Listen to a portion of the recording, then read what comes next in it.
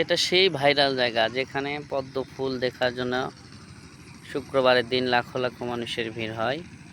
এটা সাদুল্লাপুর থানার ভিতরে। এটা দেখেন প্রিয় ভাইরা, এখানে এই যে এইগুলো ওনারা দেখতে আসছে পদ্ম ফুল, নৌকা নিয়ে ঘুরতেছে। ওই যে মাঝখানে আরও আছে, ওই দেখাচ্ছি আপনাদের। ওই যে এগুলো পদ্ম ফুল সাদা সাদা দেখা যাচ্ছে। এই যে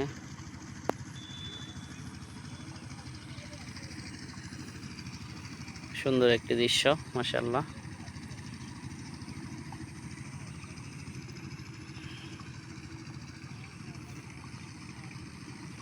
এটা হচ্ছে ভাটা।